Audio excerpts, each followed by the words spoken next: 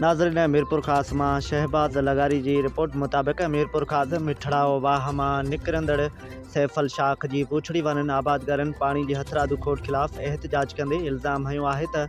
सैफल शाख ते सेडा चेयरमैन इस्माइल दर्स जी मुबैना मिली भगत सां मुंड वारनि इलाइक़नि ऐं वाटर टोड़े गैरक़ानूनी पैंप लॻाया पिया वञनि, जंहिं सबबि टेल ताईं पाणी न पहुची रहियो आहे। संदन फसल सुकी रहिया आहिनि। टेल जे ज़मींदारनि फैज़ मोहम्मद मंगरियो, नवाज़ अली भयो, कबूल शहर मोहम्मद हसन मंगरियो ऐं ॿियनि चयो त इरीगेशन अमलो बि संदन शिकायतुनि ते को बि ध्यानु नथो ॾिए ऐं रुॻो इहो चई ज़िम्मेवारी लाहे थो त शाख एफओ जे हवाले आहे। हुननि ॿुधायो त अहिड़ी दाह डिवीज़न सतह ते सेडा अॻवान सिकंदर मंगरियो खे पुण ॾिनी वई आहे, पर उन बावजूद को बि खड़तेल न निकितो आहे ऐं पाणी जी खोट वारी सूरत हाल बरक़रार आहे।